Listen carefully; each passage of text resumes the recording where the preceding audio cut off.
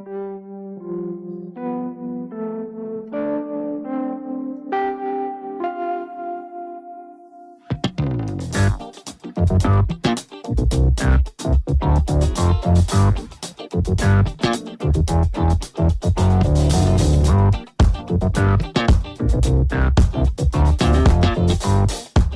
folks, and welcome to the Daily Ratings Podcast.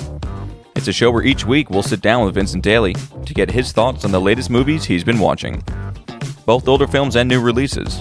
And don't worry, there's no spoilers.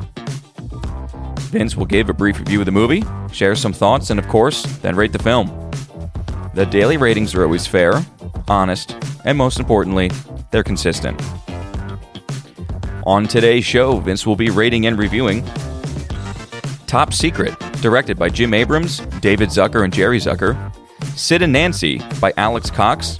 The Assassination of Jesse James by Coward Robert Ford by Andrew Dominic.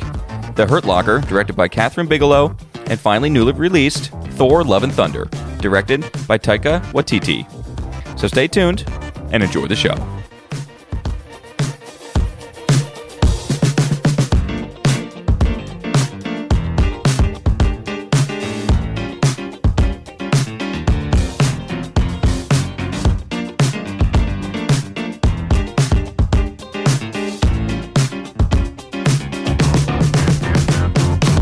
Mr. Vincent Daly, how we doing, buddy? Hey, Tommy boy, how's it going? It's going okay with me. How was your array of movies you had? Week was good. Array was good. Obviously continued the comedy sprint with the Abrams and Zuckers. The trio. Of course, had an interesting kind of modern or semi-modern Western, not necessarily a modern Western by styling, but an old school Western, but with modern style, with modern actors. Yeah, I kind of liked you did this one. Yeah. And I have not seen it. Yeah, it's kind of been a cult classic, honestly, of its own. So that was on my list forever. Big actors. Yeah. And it's kind of well received, but it's just something that I never really touched, really, ever. Exactly. Because like you said, it's a modern day made Western, but it's not a modern Western, which is separate. Absolutely. It's something that we've talked about many a times. Because it's like Hell or High Water. Modern Western. Modern Western. Yeah. 3:10 to Yuma. Western made modern. Right. Or at least a newer one. At least not the other one. So, and that's one of those. But I kind of like the variety that we have here. And of course, big release for Thor. Big release, yeah. You know what I mean? A-list Marvel is back. We don't got B-list. We don't got C-list. It's A-list Marvel. We'll see if it all pans out for Mr. Hemsworth. Well, let's start with Top Secret. Back in 1984, and this is the comedy trio that did Airplane, and this is directly their next film that they did. Yes, so very interesting. Makes sense. Yeah, very well. What's interesting is that in '82 we have Airplane 2.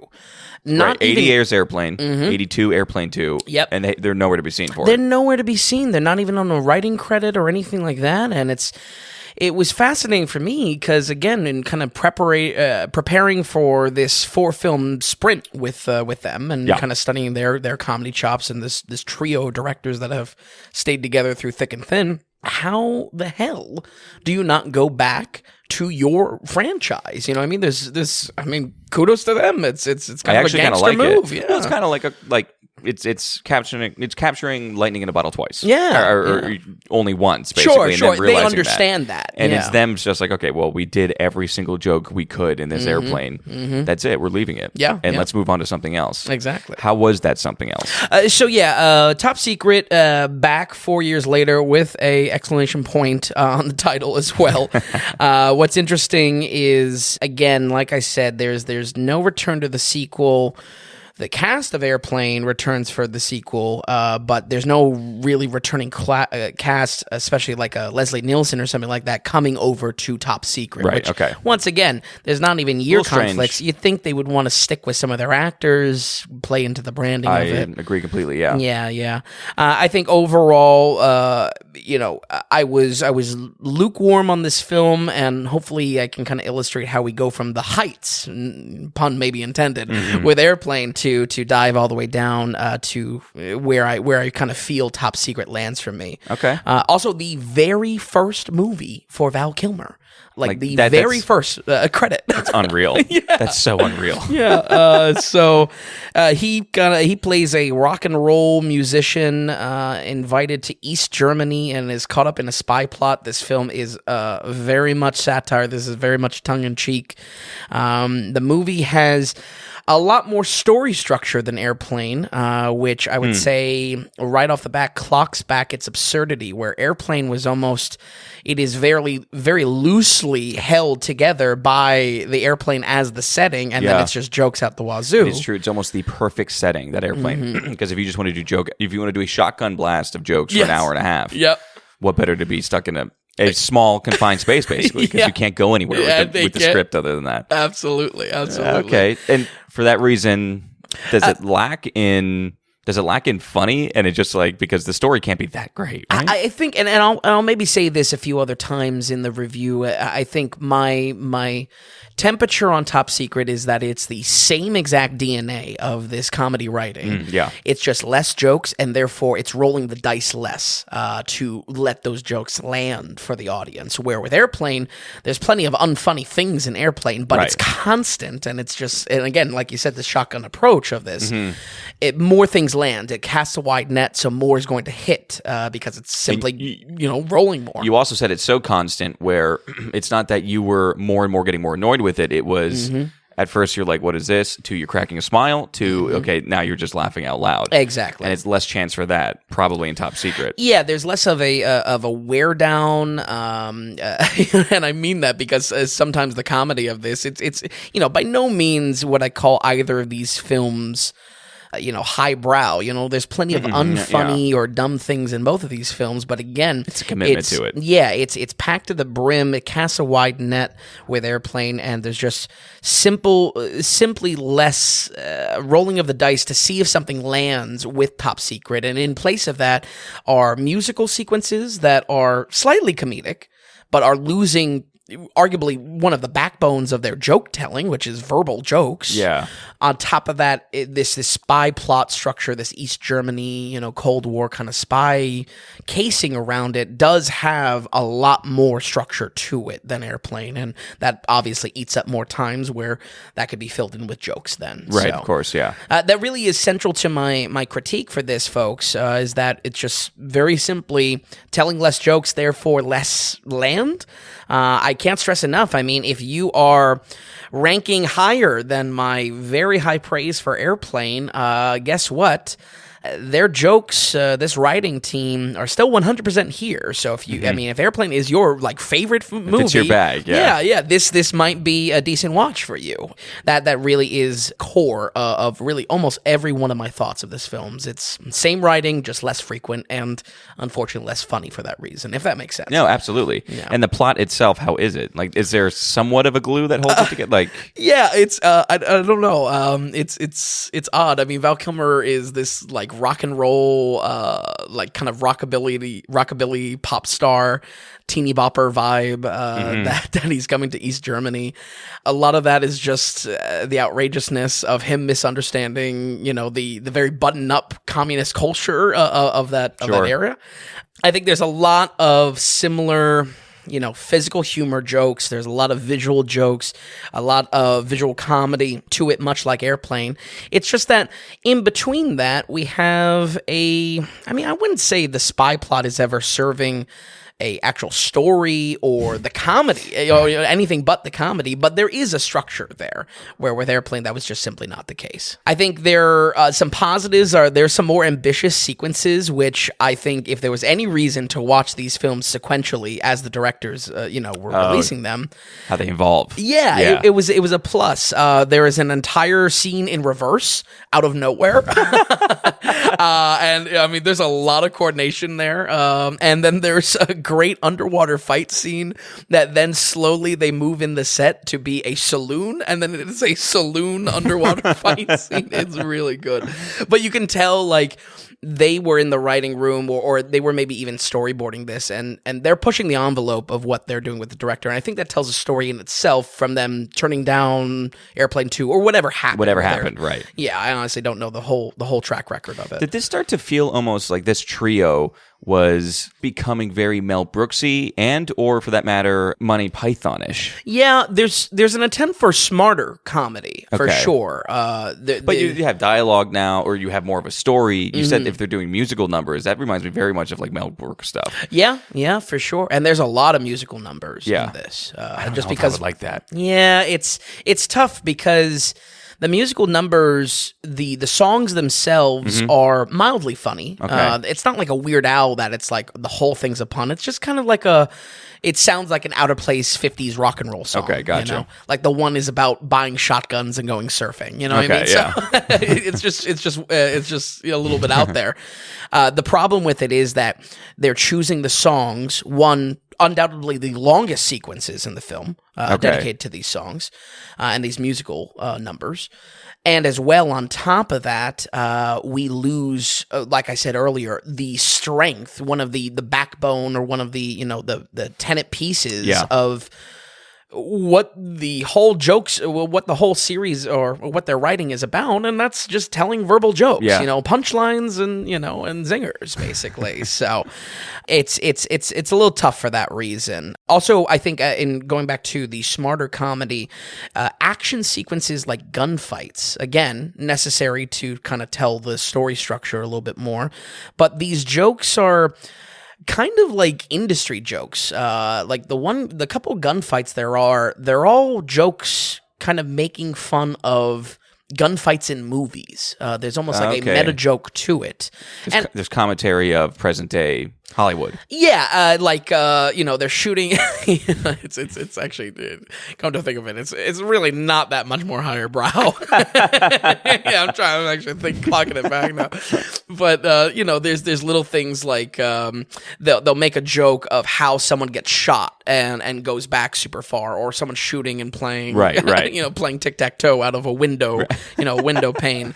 It's little things like that, I think, that poke fun at gunfights in movies, and while I enjoyed them as a big film buff, I think also a little less funny overall. Sure, yeah. Val Kilmer, unfortunately, is a bit of a miss in his first performance. I was really rooting for him. He looks great, but it's not the best. He gets a lot of screen time and just doesn't have the comedic timing necessary, Sure. And you can maybe say that about the lead in Airplane, but I mean, he gets it by the very end, I mean? Yeah. He really brings it home. Does he seem green? Like, does he actually seem like a new actor who's kind of still settling in? Yeah, I think so. And I think it shows that comedy is not going to be his career choice. You know what I mean? Yeah. I think this being a comedy for Val Kilmer is a bit oddball when we look at it from a bird's eye. Yep, definitely. And I think that shows it as well in the performance. There's also an attempt at deadpan too. Okay. If anything, he's looking at like a Leslie Nielsen in Airplane and trying to maybe have a little bit of that.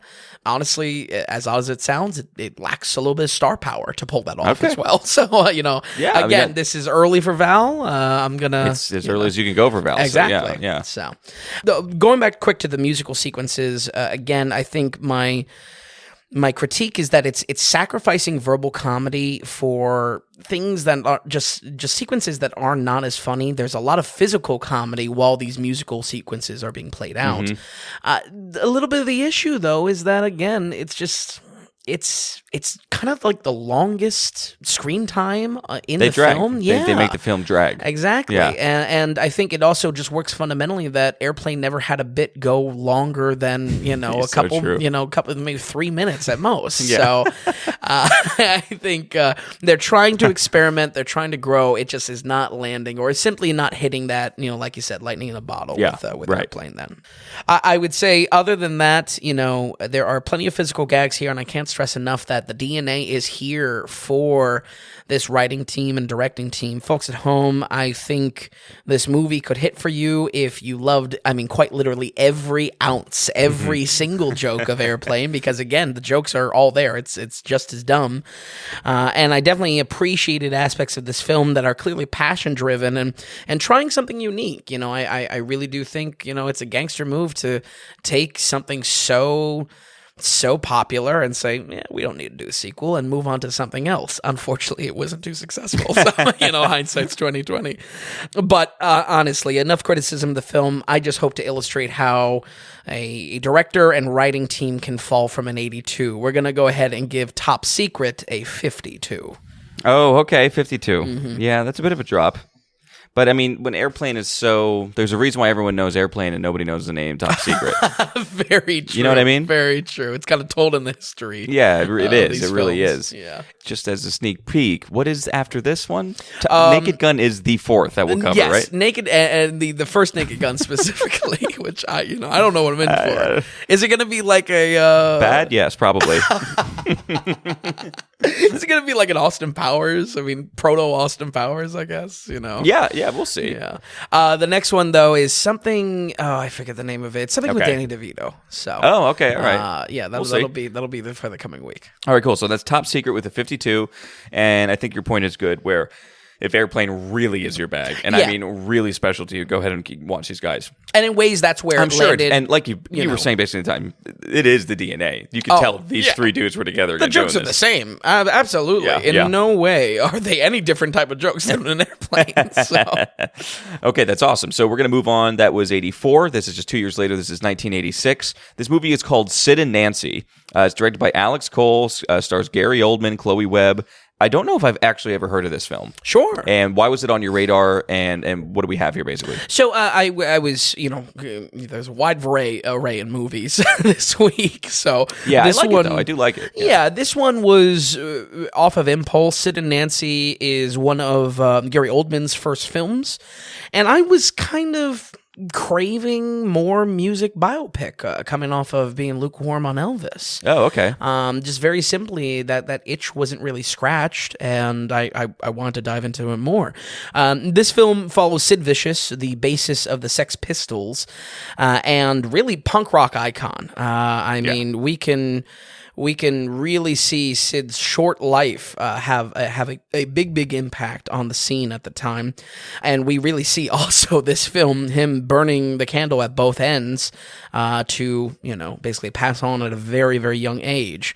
That cocktail of love and drugs is combined with his partner, Nancy, in this, and we see that basically spiral out of control. Right off the back, I don't know if that music biopic itch is scratched yet, because getting a different film. Yeah, this is much more of a drug addiction story, flavored obviously around the real figure of Sid Vicious. So the film is punk rock and chaotic to the point of being uncomfortable in parts. But I think it is an impressive first-person dive into the music scene at the time and how truly reckless it was in the UK and how that spilled over into the States as well. We get a little bit of that, see that as well. And so this was made in 86, but what time frame was this? Late 70s, I think, if I'm correct. Okay. Vicious died on 1980 on the block and only on the dot.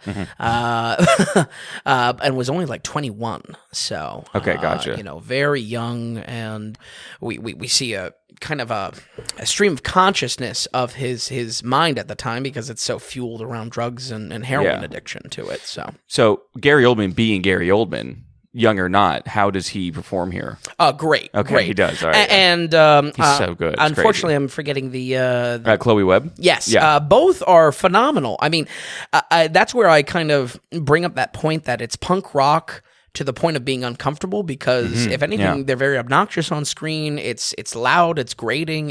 They're also about as addicted as you get into heroin and on junk. So it's it's kind of sad to watch, but wow, do they both look identically like the real world, the real world people. And on top of that as well, I think a lot is done for Oldman to have a musical performance. Sid Vicious is the basis. You think about a music biopic and it's always going to be the front man and a singer, usually. Yeah, absolutely. So there's an interesting performance he brings to this because he has to basically without being the singer, be the frontman of the Sex Pistols, or the most iconic to it, and balance that type of performance on stage. So I do wish there was a lot more musical performances. I am a fan of the Sex Pistols, so I wanted more out of that. But again, I think the best thing I can do for folks at home, this is much more of a drug addiction drama than a full music biopic. Yes, very much a story of the man too, and not the band. Oh yes, absolutely. Because I mean, there's a lot there that is turbulence and troubles because of his dedication to Nancy, and vice versa.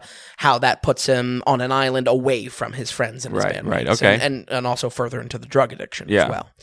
I will say there is definitely just so much time dedicated to, man, just how much is on the romance of their love of heroin. It's not even the love of each other. It's just how much they love heroin. It really is. It is Sid and Nancy's story and their love of drugs, and maybe that's a no-duh type of statement that Sid and Nancy is about Sid and Nancy, but I just think a little bit more time shined on the musical performances of Sex Pistols, or his career. Maybe, have him acting out in parties or anything like that. So much time is not shown on that, and instead shown on just directly these two, and really their downward spiral almost constantly with being with each other. Right. I would say there is that reality of heroin. There is a lot of realism there. It is center focus. It is messy. It is gritty and hard to watch in a lot of cases. I would say this is different than something like Trainspotting. That Trainspotting has the same kind of outcome. That's saying, hey, listen, this stuff is no good. Absolute nasty. Exactly. Yeah. But in Trainspotting, there's moments of joy, or at least bittersweet joy, that are communicated on screen. That there is enjoyment to watch it. With Sid and Nancy, there's almost no enjoyment watching it because it's messy because of the punk scene. It's messy because of the real world people involved that it's subject on. And then it's also probably most messy because of the junk. Very different than Trainspotting, and I think that's an important distinction, because I love Trainspotting. And it's a classic. And it's interesting that it's... How funny is it? It's like, the reason why Trainspotting was a little bit better was because there was light moments and there's happiness in that film. Compared to this we at least have a good time when he's shooting up, Which really goes to show, like this one. No, it's like, it's not a happy tale in whatsoever. No. It's a little tough. One odd negative is sound mixing. Really? Yeah. And, we've been doing this for... feels like an eternity now. Sound mixing is usually not something I bring up. No, it's for sure. We brought it up maybe once, maybe twice, Yeah. Sound mixing is tough here because not only do we have very, very thick British accents, those British accents are then slurring their words because they're drunk and high. And then on top of that as well, there is just such ambient noise. Like anytime they're outside, you need subtitles straight up. Really? Yeah, it is tough. I mean, it's already an uphill battle. They're not trying to sound posh. That type of punk. They are specifically trying to slur their words, if anything. As an FU to to anyone around them. Right. And then on top of that, we have the birds were louder than Gary Oldman in one of the scenes. Wow, that's interesting. It was very odd. Huh. Yeah, and what's even weirder is I didn't per se really notice that in the musical sequences. When like the Sex Pistols were playing. Sure. So, just an odd one. I don't know. Maybe it was a little bit more lower budget. I'm not too familiar with the director Cox and his other works. Yeah, Alex, I don't know. And it's I don't know. It's also 86. I mean, who knows? You're right. Yeah. Maybe what was the budget? But it's interesting that it was enough. It was noticeable enough where it was taking you out. Yeah. And the fact that you actually, you have notes about it. Yeah. Yeah. And maybe it could have been also a budget issue, depending on this being 6 years later. It could be somewhat still controversial as a figure. Why are you making a movie off of this punk? So, who knows when it goes into that type of environment. Either way, for watching in the here and now, folks, sound was totally noticeable. Sound was a little rough. It was an uphill battle for sure. Like I said, I wasn't too big of a fan on the lack of spotlight put on the Sex Pistols themselves and the progression.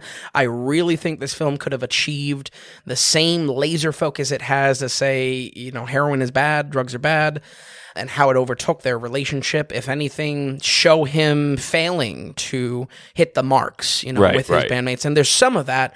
I still think there could be much more, and you still kind of could call this a full-blown music biopic. I think this movie is a recommend for lovers of Gary Oldman, punk, and maybe even a gritty romance. But I think most importantly, this lands above average for the ratings because of the accuracy to the brief life of Vicious and the great performance of Gary Oldman. We're going to go ahead and give Sid and Nancy a 64. Okay, 64. Pretty good movie. Yeah, solid movie.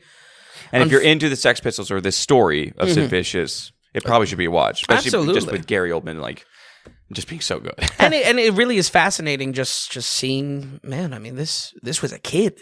You know what I mean? This was literally. Yeah, he was a child, and he made this much of an impact. I mean, there's something electric about few that. amount of years. It's crazy. It's wild. Absolutely. So. All right, so 64 for Sid and Nancy. We're going to jump ahead here to 2007. This is our Western for the week. The longest title. It's Thank God we don't pay Tom by the word, folks. Horrible title. The Assassination of Jesse James by the coward Robert Ford. Why it can't just be called The Assassination of Jesse James? Who knows? Right. But this is Brad Pitt. This is also Casey Affleck, who we generally enjoy. How was this modern Western? This modern made old school Western. I think this Western hit a lot for me. Andrew Dominic is a pretty interesting director. Not much work, but we have covered him before, though. Correct? Has we done a film under his? Well, I think he. Oh, that's because I was putting stuff on the site. He did Killing Them Softly with Brad. Oh yes, he with did. Brad Pitt. Yeah. Which, for what it's worth, I mean, a very unconventional mob film, but. Escapes the is it Goodfellas or is it not Goodfellas, pitfall. Okay. So I would say, Killing Him Softly is a pass. And he's also directing the upcoming Marilyn Monroe film that drops in September with Ana de Armas. Oh, it's getting a lot of buzz right now. Yes, it's NC-17 it's Netflix. Mm-hmm. Yeah. And Ana de Armas. I mean, my God. So when it comes to that, this comedically long title is doing a lot of the heavy lifting for me this week. It's all right there. No summary needed. Literally, the assassination. It's about the assassination of Jesse James by the coward Robert. Yeah. So it's all there. So the story is presented in kind of a pincer. We get the events of Jesse James' life played out, and narration is given with historical perspective from a bird's eye. It's almost like a professor or some sort of historian of the Old West.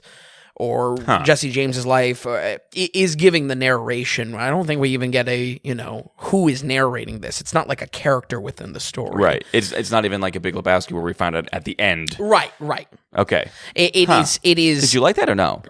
Would you have liked to see like that character? Oh, it's like, that's the guy talking the whole time. Yeah, it was a bit encyclopedic. It was very by the books. Okay. Was it helpful? It was. It was informative. I think it gives a good feel to the themes of the film, which we'll get into in a little bit. But this pincer is it sounds maybe intimidating, folks. It really isn't. I'm just saying this that you have a kind of a backwards narration to a forward progressing normal movie to, the events on screen. A lot of solid 2000s actors here. We have Jeremy Renner, 1 year before Hurt Locker, which of course we'll cover in a little bit, and actually kind of inspired me watching Hurt Locker this week. Oh, okay. Sam Rockwell, 2 years before Moon, and then of course we have our two leads, Brad Pitt and Casey Affleck, I believe just coming off of Ocean's 13 that same year. So, that makes sense. This is an interesting time capsule because it's just so packed with 2000s, mainline actors. With that. Right. It's enjoyable for that reason, or at least maybe if I'm calling myself out, maybe that's some own nostalgia of myself, kind of just getting into movies at the time, in my formative years. I think so. This was also a very good time for film. Yeah, like absolutely. this period in the 2000s, film was still good. Yeah. Marvel still haven't come out really was the thing yet. Right. But no, 2007, this is when Ocean's 13 came out. Yep, absolutely. The same year, actually. Yep. And both of them are right off that. So. Oh, so you're saying? Oh, yeah, I see what you're saying. Filming is wrapping up, and they go straight to it. I think so. I mean, be, yeah. there have to be, or I mean, yeah, who knows? So, I have a lot to say about this film. It might be a bit slow, but boy, is it a good-looking film. Oh, really? The beginning train heist is a great example of that. And what do you know? I'm looking at this. I'm like, wow, this is a killer-looking film. I mean, it's not the most exciting. It's definitely not the most exciting for a Western. But what do you know? Cinematographer Roger Deakins. And it's my boy.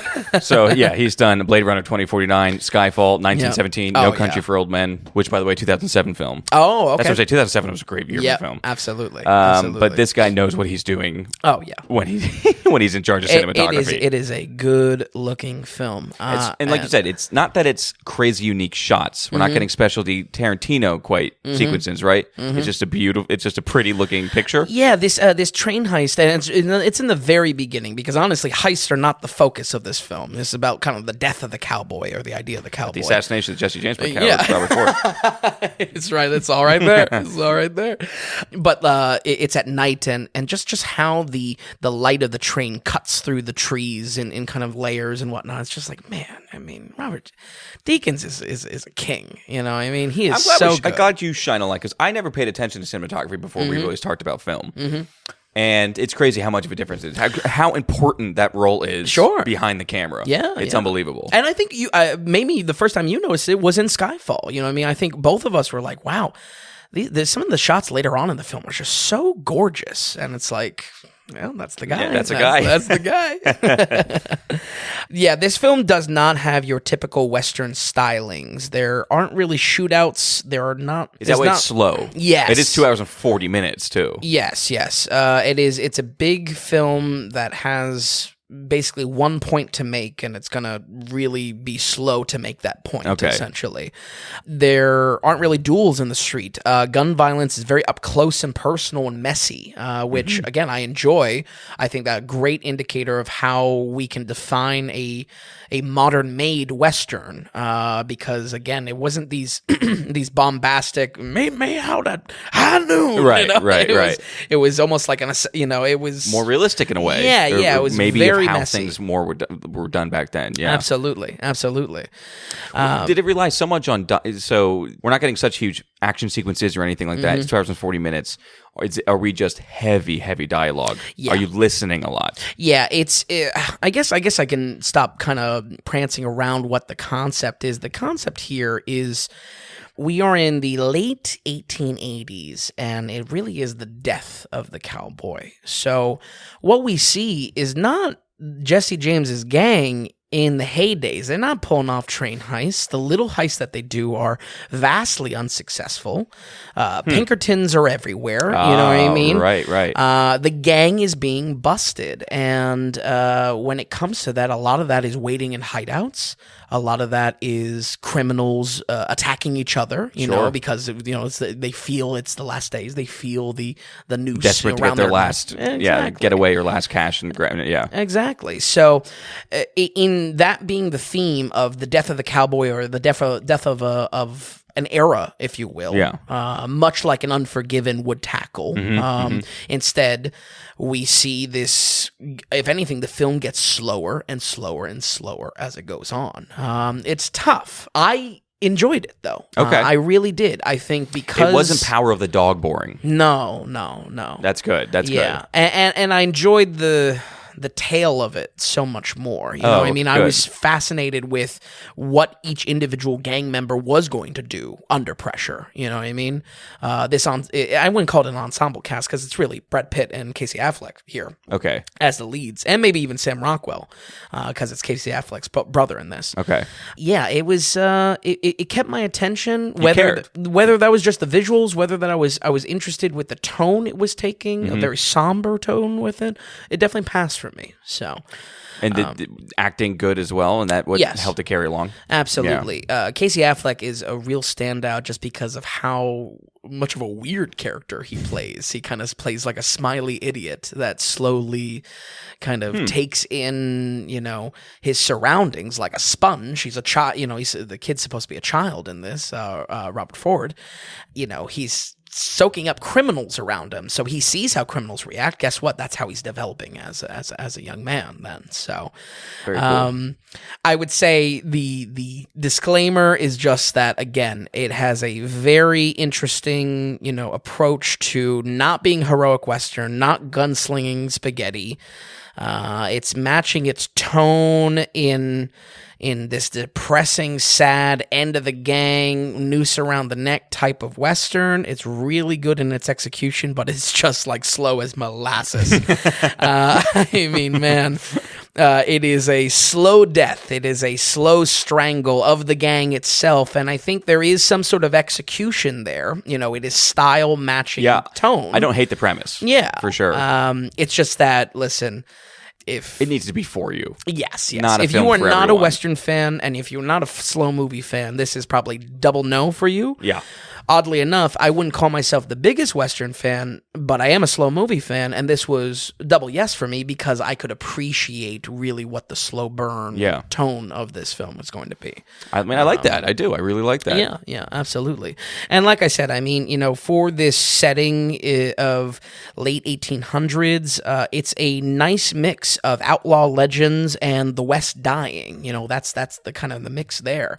This is to the point that Jesse James has little, not comic books, but, I don't even know what they would call them back in the day, penny magazines or something like that. Okay, sure, We have circuses capitalizing off of Western legends and whatnot. They're almost being perverted in that way. And I like that time period quite a bit, and this film kind of tackles this because these Western legends, they would be bygone legends. They're not living up to the legend anymore. They're a thing of the past. And again, there's execution all the way through the film for that reason. Okay, very cool.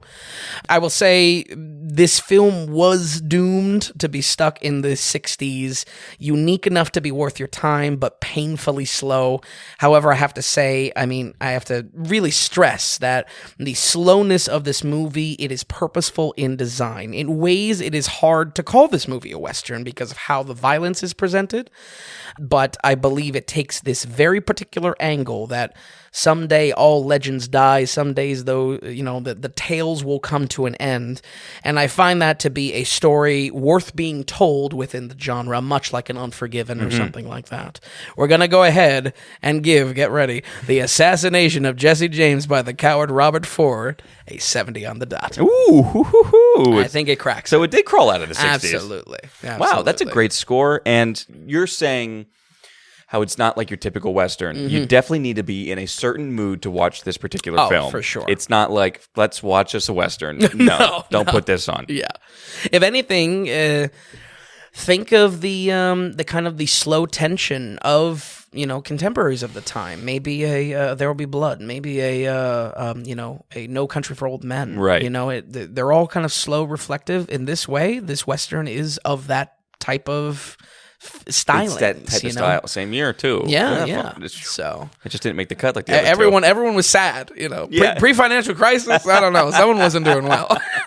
Yeah, I did want to say that. Was it a very sad and morose film? Like, did you not did it affect you for that half an hour after watching it? No. Your mood or anything? Or? If anything, I was real happy with the eye candy on screen of just how good looking these shots were. And again, I liked how unique of a story that was being told. You know what I mean? Death of the Cowboy. Can't say generic. Exactly. I mean, that kind of sounds generic, but it's not. We don't see it much on screen or done well. Yeah, exactly. I mean, to have that many cast members and all performing well is also very helpful. Oh, for sure. Okay, but I'm very happy to see that and pretty surprised. Yeah, for that one. I was surprised especially because it's. I know it exists. It was never much on my radar. I just never had much interest in it. Definitely a deep cut Western for sure. Yeah, and it is that different type of Western, and I think I knew that. And that why I just always was like, well, when I want a Western, I want a Western. Exactly. But this does have its own time and place. Exactly. Okay, 70 on the dot for Assassination of Jesse James by the coward Robert Ford. That was We're never saying it again. We are never saying it again. Or maybe one more time for the close. Maybe. Yeah, I have to.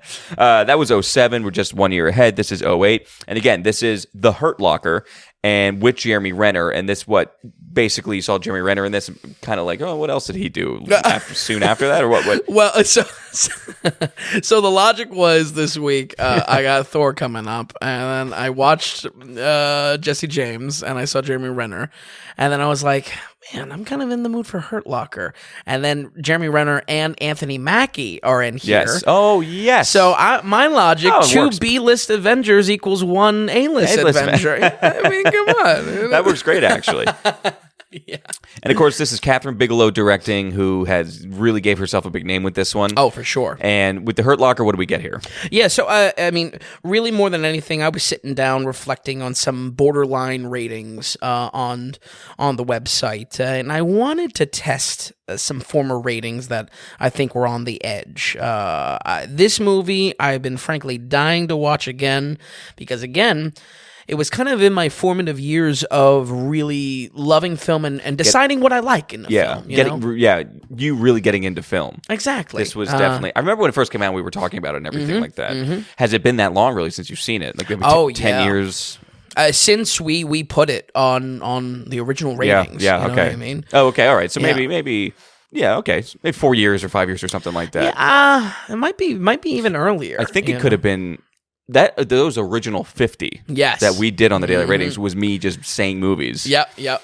And giving the ballpark to it. Right. And I'll make a point to say this, though. Like, people who don't think that you cannot say that we just throw numbers around. So even just hearing that, of the first 50 roughly is me just saying a movie and you thinking it. Right. Somewhere in your head, your criteria was there. Because, for sure. Wrath of Khan was one of the very first ones we ever did on the site. That's right. And then you ended up giving it the exact same rating. And you had no idea. Because this was I swear to God. Yeah. Because for the longest time, folks, I was the only one in control of what the ratings were. Yep. We kind of kept it blind. That's almost a quality check, if you will. And so when we did the original Star Trek special, and he rated it an 80, and he was just like, what did I give it before? And it was the exact same score.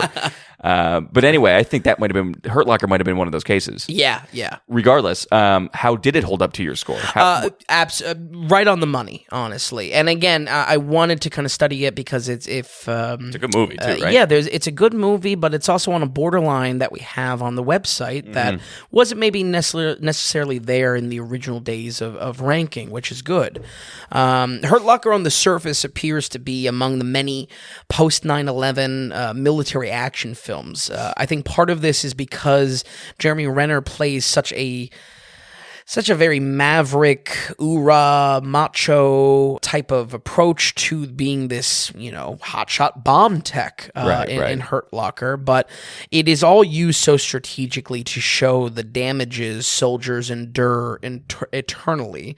This internal damage is not necessarily a simple PTSD plot. There is much more of an arc here, and we see that actually in kind of an opening quote that war is a drug. And I think this is what crafts Hurt Locker apart from maybe some of its peer films or some of the, a lot of the films that we were getting at the time that, pro-military. And after too as well. Not that there's all that many. Yeah. But there was a few that came after too that maybe, I don't know, you could put in like a generic bin kind of? I would say even among Catherine Bigelow, Zero Dark 30. Right, I think this outdoes Zero Dark 30. Right, yeah. So let's start with what makes a high-performing film for me. I think this is an excessively good-looking film. This film uses a lot of slow-motion shots and are a real highlight here. I would say in modern watching, the technique may be cliche in 2022 when your favorite YouTuber can whip out a red camera and do a slow motion shot. But I assure you it holds up because of the quality of the camera work in this and how it's used as punctuation in important moments of the story. you could really look at this film and say, oh, they're just choosing when a gun goes off or when an explosion happens. But these slow motions are punctuations to what is standing out in the characters and in the soldiers' lives of their rotation. The tension, isn't like most war films. It comes from the eerie absence or obscuring of who the enemy forces are. In many ways, it's almost like Dunkirk. I think Dunkirk does it a little bit better, just because we quite literally don't see a single German soldier in Dunkirk.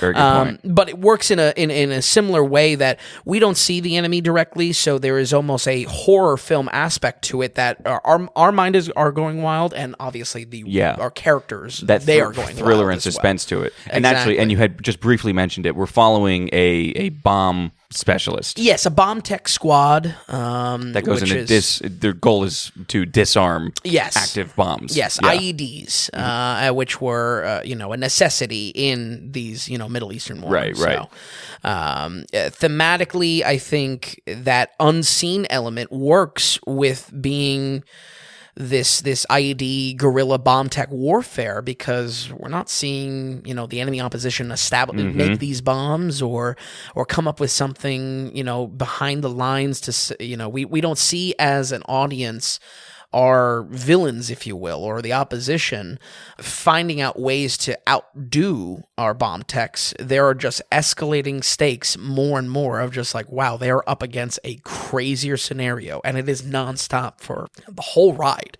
It is what I really love about the tension is with the pacing of this film. Almost every scene is a combat situation. The film gives us a kind of a rough day count to when this bomb squad rotates out of service. Oh, sure, yeah. Or at least gets new soldiers in for that. But we jump to the most important part of the days left in that day rotation. It is all killer, no filler, and again, that pacing, there is such an escalating nature of the unseen enemy. They're trying to mess with the soldiers. They're trying to push them to their brink, and there's it's just.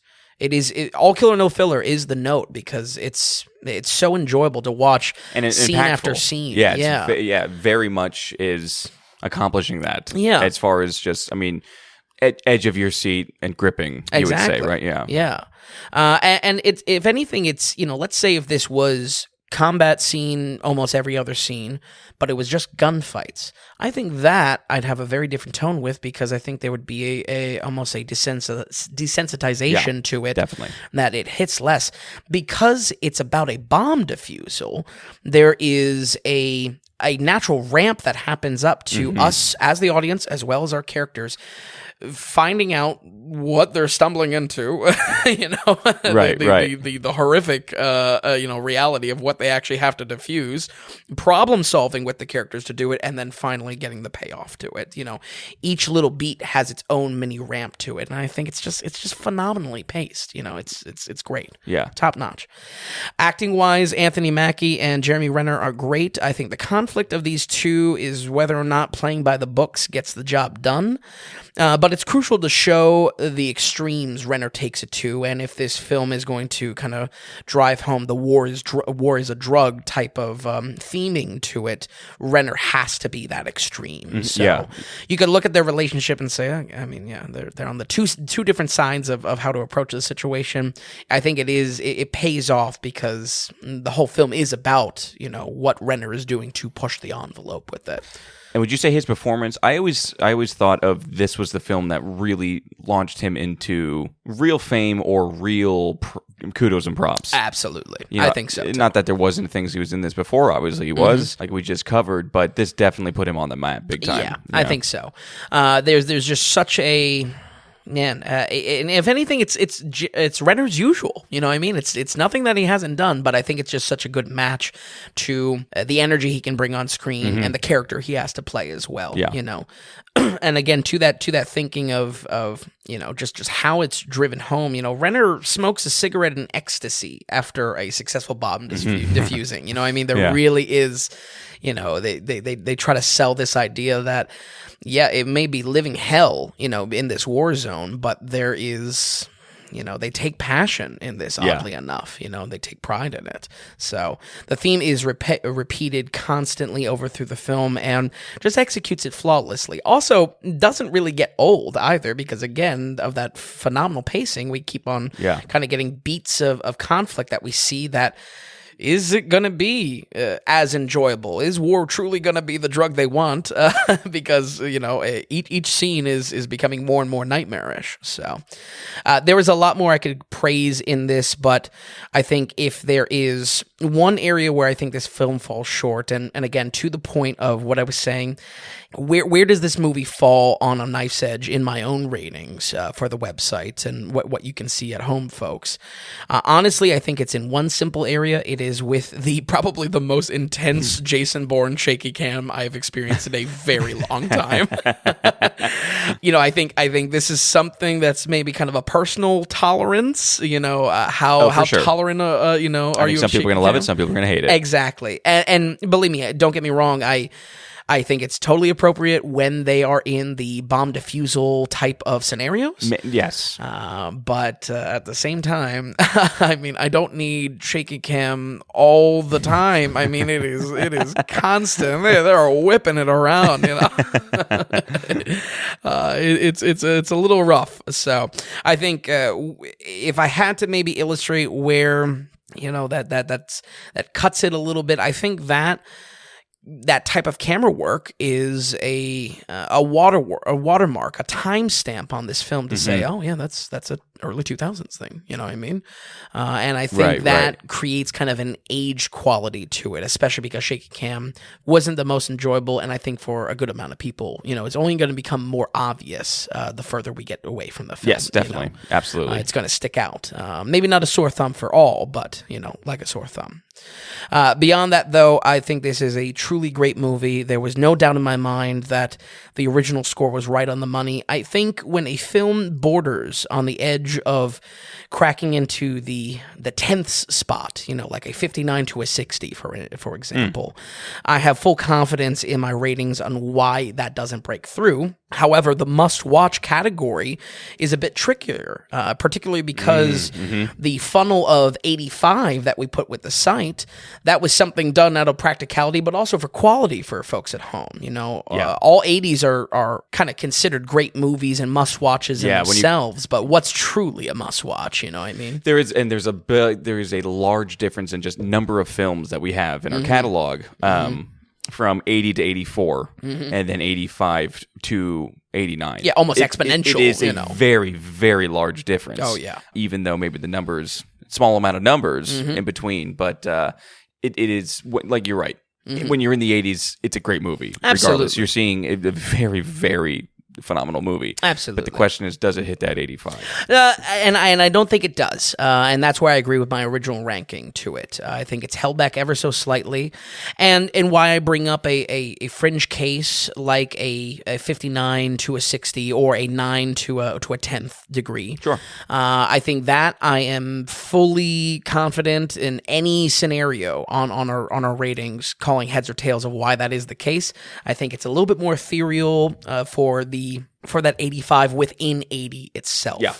And that's something I'm happy to explore, and that's something I'm happy to revisit. I think Hurt Locker was a great starting point for that because I do agree with the original score of where it's a phenomenal movie, maybe has some aged aspects to it, and maybe doesn't make that very, very slight hair to that 85. We're going to go ahead and give The Hurt Locker an 84.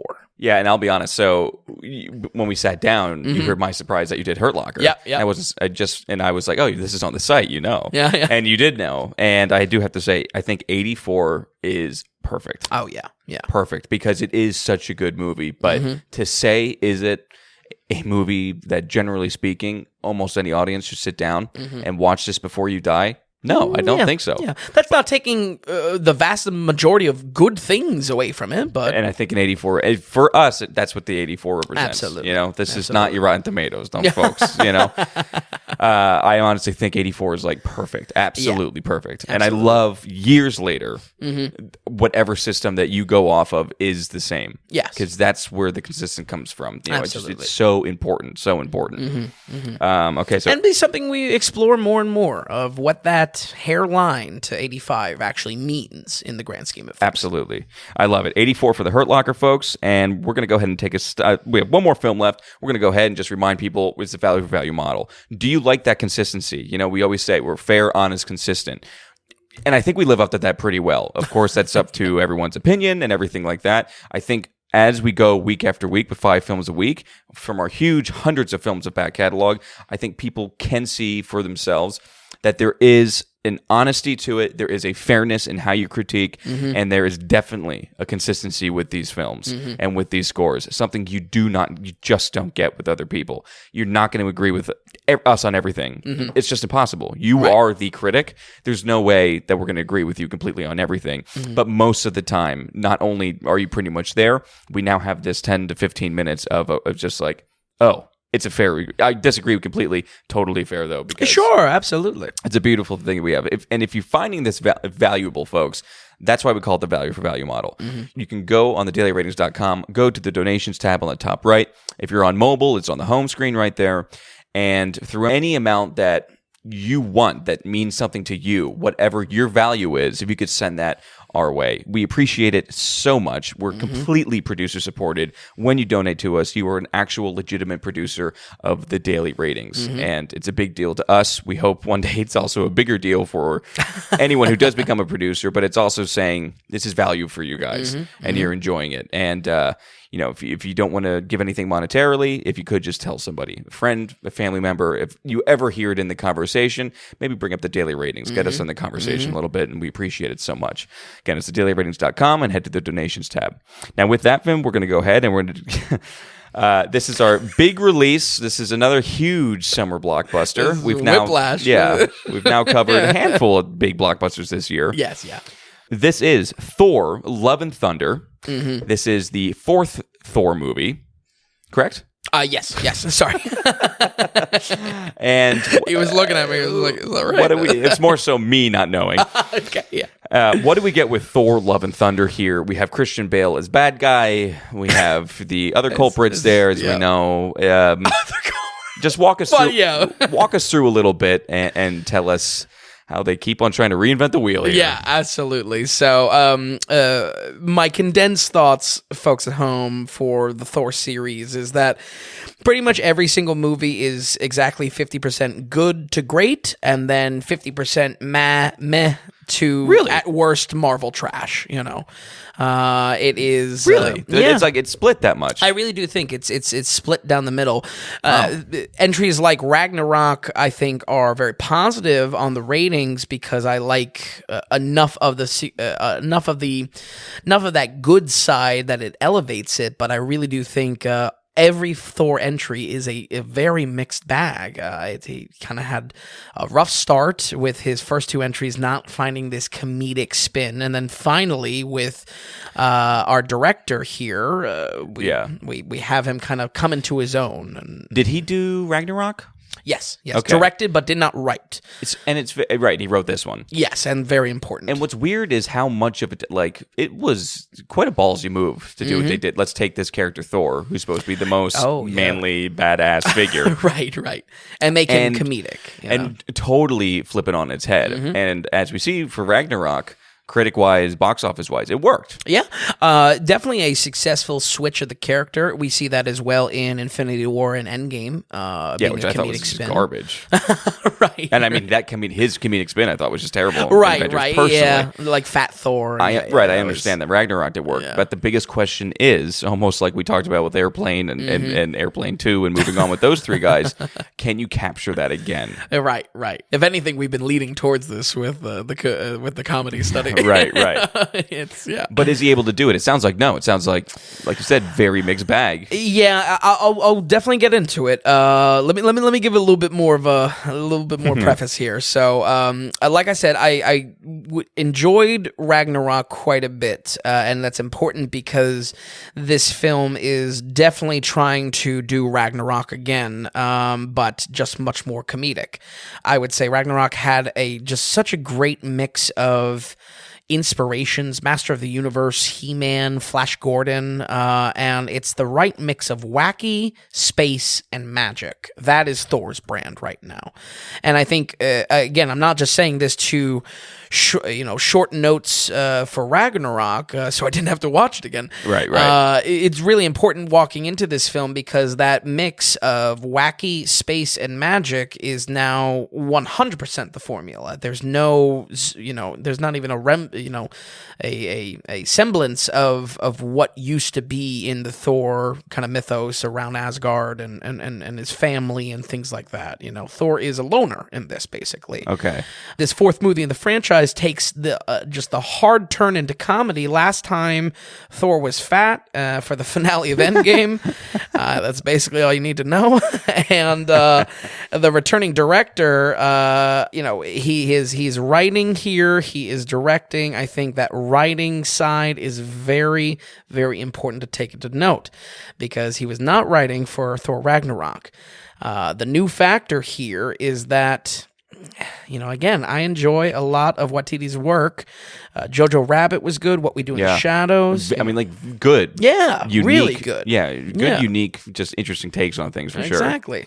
I hear great things about the one film, something where the wildebeest are, or something like that.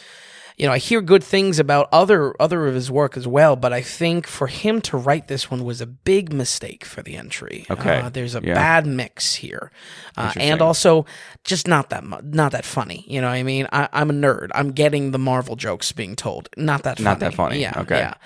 Yeah. The comedy infects everything. Let me repeat that. The comedy infects everything. I cannot stress it enough. The aspects that the film dips into the serious side, primarily Christian Bale, primarily Natalie Portman, and then also a little bit of MCU continuity, which, for lack of spoilers, I can't get into too much. It just meshes so extremely poorly, and we can kind of break that down to it. Yeah. A slight positive here, there is a hardcore recap in multiple parts of the film to basically catch us up on everything that happened in Thor's life, especially for the romance between Portman and Hemsworth. Okay. I think this is kind of a good thing because for the first time in a very long time, I can say you 100% do not need to do the Marvel catch-up homework to watch this film. You go ahead and jump into this. It'll take care of you. You really could because there are that many, there are that many recaps. However, there's like 5+ exposition dumps of recapping, and it's not funny or fun to watch. Yeah, I was going to say, as a guy, you being a guy who's watched all the properties, was it just like, oh my God, if you cut this, it could be 45 minutes shorter? Absolutely. Gotcha, okay. You could definitely cut it. I mean, don't get me wrong. It's trying to be funny in these recaps, but it's just really not. It's not. Yeah, it's just not that funny in the recaps. The times that it's pushing into being funny is definitely in the normal proceedings of watching Thor on screen, interacting with Portman, and things like that. So, like I said, I'm kind of 50-50 on it because I like that finally, we have something you don't have to watch, That's a great point, 5+ actually. movies for, I've never seen a single Thor. Yeah, that's all right. So maybe I'll jump into it. Who knows? You gotta give it a dive. Get out your tickets. But yeah, I think writing wise, what did he? It really it's bad writing. I'm sorry, you know what I mean. It's almost shocking that it came from him. Yeah, it's like 5+ scenes of just blocks and blocks of exposition, and I don't call that good on anything. Lazy and boring. Yeah. So I am 50-50 on it though. If anything, you Tom, you see that and you're like, oh, that's kind of nice. I don't have baggage for it. Yeah. Natalie Portman, while a welcome return in my book, Portman is one of my childhood crushes, so I was happy to see her back into it, and she's a great actress, at least in my book. I know that might be controversial. People don't like Portman entirely, but maybe Tom. No. What's the other one that everyone confuses her with? Oh, Keira Knightley. Right. Yeah. Which one is good and which one is bad? I mean, there's one. I think one of them is bad, right? So Keira Knightley's bad. I mean, Keira Knightley. She did the Who was the one in the Pirates movies and Leon the Professional? Who's in Leon the Professional? That's Portman. Oh, Yep. okay. Yes, we like Portman better. Yep. Absolutely. Okay. Anyway, she was good. Yeah. Anyway, that's kind of this film as well. It's like, anyway, we're back to the story. We're done telling jokes. I would say she's good in the few, and I really mean few, dramatic elements in this around her character. But she does not have the Marvel sparkle to pull off the Marvel jokes. Her comedic timing is just not there. And if anything, you can kind of feel the fact that she's been missing from the franchise. She feels... Bit of fish out of water. Yeah, it really is. And odd to say, because every joke in the first Thor was him being a fish out of water. Now we have Portman being a fish out of water, which is a little bit odd. It's just a bit of awkwardness. She's not fully up to speed. The romance has some serious moments as well. And the timing of the comedy is cut so damn poorly. I mean, the script pushes Portman into her weak spot because of this comedy.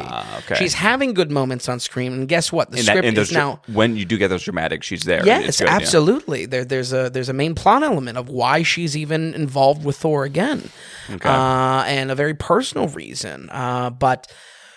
the script is pushing her into the bad spotlight, and I think that's where I want to highlight once again. Watiti's penning of this is just a mismatch. I like him directing in this. I liked him directing Ragnarok, but it was just a mismatch.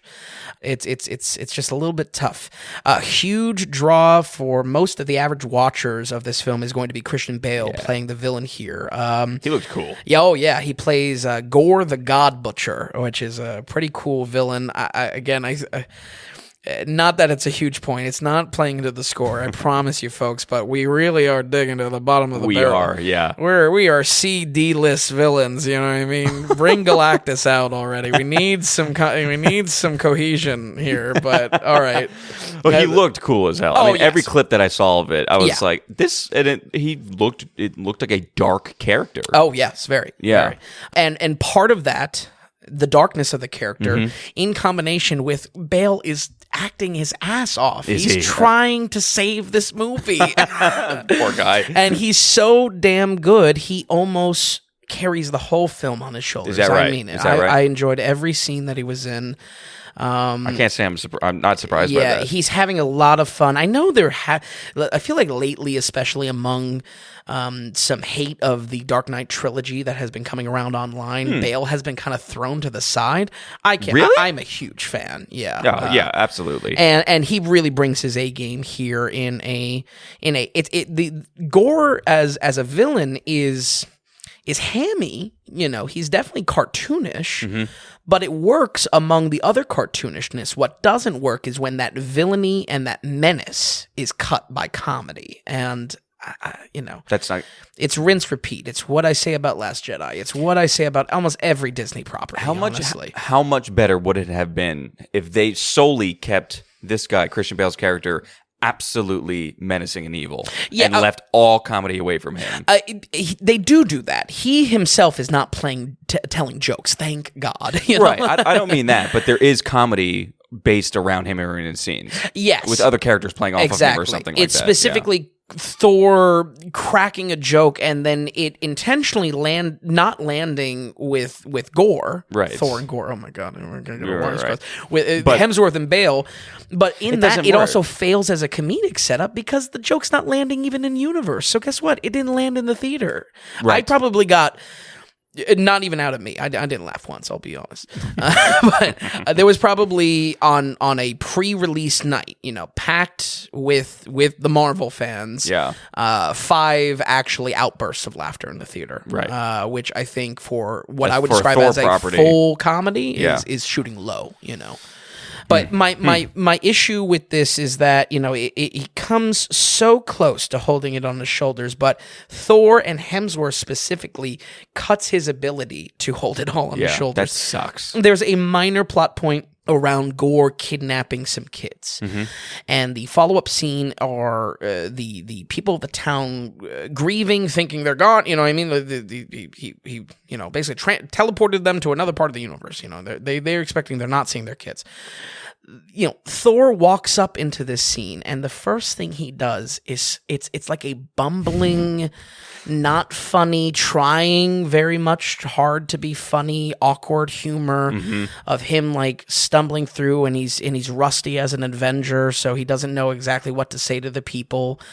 And I mean, like, not only is it not funny, it just completely destroys the urgency of, like, you think, Thor would just be taken off into space and finding these kids. No, he's taking time to crack joke to grieving parents. It's just like, it doesn't work dramatically. It doesn't work comedically. It doesn't work. And as a film, it shoots itself in the foot so terribly. It's It's just have to realize that real people are watching this. Yeah, I know. Yeah, I know. And I really was trying to listen because this was a pre-release night, and as I'm almost almost every new release Thursdays, I'm seeing, Thursdays or Wednesdays. Maverick was Tuesday. That was a special one. They put that out early. They couldn't wait another 2 years. I was really waiting for the theater to crack up. I'm not gonna be like a party pooper. If you find something funny, you find something funny. Sure, no, of course. Right. But it's just like it wasn't hitting. It was hitting with the MCU folk. Exactly. Yeah. Exactly. Similar to the inclusion of sprinkled characters, other comic book characters that we see in Phase 4. The very same continues here with the Guardians of the Galaxy, and where we left off with Endgame for Thor. The music very much feels like that franchise as well. Tom, we now have a new music syndrome. Instead, this film is almost entirely made up of Guns N' Roses exclusively. It is all just Guns N' Roses. Really? And I got no problem with Guns N' Roses, but I don't know. I don't think it's a praise. You know what I mean? No, hell no. No. Guns N' Roses is not that good to only make up the movie soundtrack. No way. Right, and I get if they're going to use it for their main title song. Yeah. And for marketing purposes and putting it on commercials, I get that. And whatever, I guess that's fine. But it does feel lazy, the fact that it's... I don't know. I mean, maybe if we had Guns N' Roses through the era and then it like progressed with the band, I don't know. Maybe there would be something there. But no, I don't think so. Yeah, it's basically plugging Guns N' Roses. That's your entire soundtrack. That's bad. So, kind of a little bit different than your Suicide Squad syndrome, but again, noticeable. Yeah, definitely noticeable, and a new music syndrome among the many of the podcast so far. Overall, just a very bit messy, and man, I'll tell you, for my hardcore Marvel fans out there, the MacGuffin at the end has some serious clawback for MCU continuity. For how much the second movie is skewed online for its one-noteness, this movie is very similar in quality, that it is... yes, the opposite direction, but one note in its comedy, and really just erodes at the story, much how the seriousness eroded at the story for that second entry. It's a weird pocket case. I mean, the Thor run of these 4 films, it's a mess. I think it's Ragnarok or bust, basically, as far as I'm going, you know what I mean? Yeah. I wish it could be more, but it's just really not. I think this is only a watch if you are absolutely Team Thor, particularly liking Thor in Endgame, Thor in Ragnarok, this comedic spin, because it is clocked to 11. Honestly, I see this film frustrating a lot of the hardcore Marvel fans for how the comedy spits at MCU continuity in exchange for jokes that plain just don't land. We're going to go ahead and give Thor Love and Thunder a 33. Ooh, that's a bad score. Yeah. And man, we've been ended up in the 30s a lot lately. I know. I've been holding no punches. Good. I mean, there was a bit here that I was like, does it crack 40s? And I honestly don't think it does. I think the film's a mess. Wow. Yeah. Can't say I'm surprised. I know you're not surprised. And I bet it deserves it. I probably won't watch it. It probably deserves it. Yeah. But I know if I ever wanted to watch a Thor, it would be Ragnarok. Or if I wanted to know what was going on, I'd watch this one for all the expose. Yeah, it really is. It's a crash course. And then you get Bale as well. Oh, I do actually kind of want to see his character. Yeah. He did look cool. Wow, okay, so 33 for Thor, Love and Thunder. I'll tell you, MCU, it's not, they better come up with some better Phase stuff here. 4 needs something to slap it together soon. Otherwise, I think they're going to have a It's flapping in the wind a little bit. Yeah, they're going to have, it's going to get to like a little point. Morbius's bat wings there.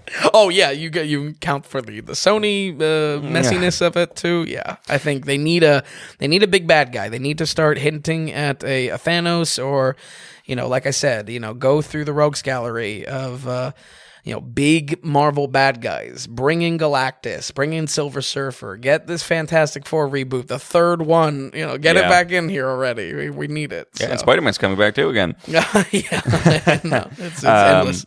But all right, Vin, so looking at these scores here, is there anything else you want to add? We're going to roll credits here. No, a little bit of a messy week, but hey, listen, I'm happy to always review these films, and I really did have a lot of enjoyment this week. Even with Thor, as much as I did not think it was a good movie, I was excited to talk about it because I like talking about these matters around Marvel and how much of a shit show it is. It's so true. But all right, Vin, thanks for watching these films. Thanks for stopping by. As always, folks at home, we're going to run this through one more time here. We have Top Secret with a 52%, Sid and Nancy with a 64%, The Assassination of Jesse James by the coward Robert Ford with a 70%, The Hurt Locker with an 84%, and Thor, Love and Thunder with a 33%. Folks, we thank you so much for listening, and we'll catch you next time on the Daily Ratings Podcast.